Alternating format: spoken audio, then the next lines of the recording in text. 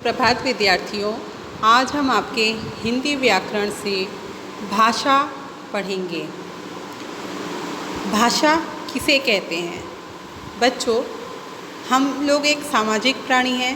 सभी मनुष्य एक सामाजिक प्राणी होते हैं और उन्हें समाज में रहना पड़ता है, अपने परिवार में रहना पड़ता है ना, परिजन के साथ रहना पड़ता है।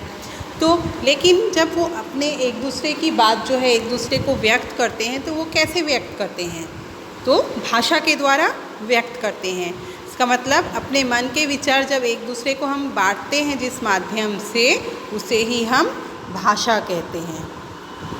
हमारे पूर्वज के पास तो भाषा ही नहीं थी, तो वे भला अपनी बात कैसे एक दूसरे तक पहुंचाते होंगे? बच्चों, वे तरह तरह के संकेतों द्वारा और अलग अलग आवाज़ें निकालकर अपने मन की बात बता देते थे। हमारे पूर्वज माने जब आदि मानव सुने होंगे आप लोग नाम, है ना। सबसे पहले क्या था हमारे पृथ्वी पे? जानवर थे, वनस्पति माने पेड़ पौधे ही थे, है ना। धीरे धीरे आदि मानव का जन्म हुआ। उसके बाद जो है वह सभ्य एक मनुष्य की तरह बना सभ्य, है ना। तो पहले वो क्या करते थे? संकेत माने इशारे के द्वारा और अलग अलग आवाज़ निकालकर अपने मन की बात बताते थे। तो इसका मतलब भाषा की शुरुआत कहाँ से हुई थी? उस संकेत से ही हुई थी और उन ध्वनियों से ही हुई थी।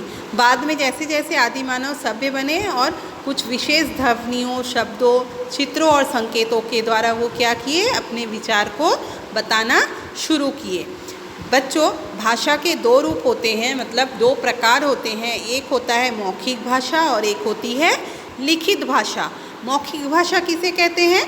मौखिक भाषा के इस रूप में हम क्या करते हैं? मुख से बोलकर अपनी बात जो है दूसरे तक पहुंचाते हैं और दूसरे लोग सुनते हैं, समझते हैं सुनकर, तो उसे ही मौखिक भाषा कहते हैं। जैसे मैं अभी क्या आप लोगों को बोलकर समझा रही हूँ, आप लोग सुन रहे हैं, तो ये क्या है? मौखिक भाषा है। जैसे हम रेडियो में भी सुनते हैं या कविता पाठ कोई कर रहा है तो सुन रहे हैं, या वाद विवाद होता है या बातें करना, ये सब क्या है? मौखिक भाषा के ही उदाहरण हैं। दूसरा है लिखित भाषा। भाषा के इस रूप में हम क्या करते हैं? लिखकर अपने विचार को एक दूसरे तक पहुंचाते हैं और दूसरे लोग जो है उसे पढ़कर समझते हैं।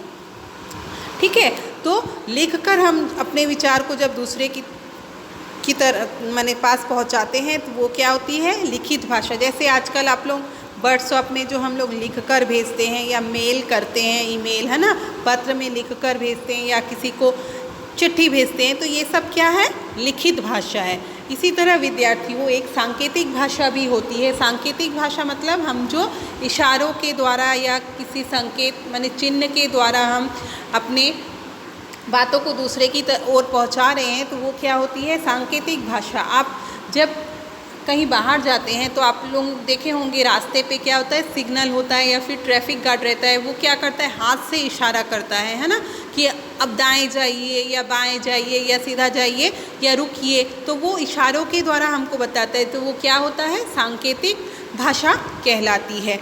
बच्चों, हमारे देश में जो है 22 भाषाएँ बोली जाती है। उसमें जो है हिंदी जो है सबसे ऐसी एक भाषा है जो ज़्यादातर हमारे देश में हिंदी भाषा ही बोली जाती है। इस कारण जो है हिंदी को हमारी राजभाषा कहा गया है। उसी तरह बच्चों, जैसे लिपि किसे कहते हैं? तो हम जब मौखिक भाषा में क्या करते हैं? जिन ध्वनियों के प्रयोग से हम मौखिक भाषा को बोल रहे हैं, लेकिन लिखित भाषा में क्या करते हैं? हम जिन ध्वनियों के या जिन सिंबल माने चिन्ह के प्रयोग करके हम लिखित भाषा में हम लिखते हैं, उसे हम लिपि कहते हैं। ठीक है, तो लिखित भाषा में हम जिन चिन्हों का प्रयोग करके हम लिखकर बताते हैं तो उसे हम लिपि कहते हैं।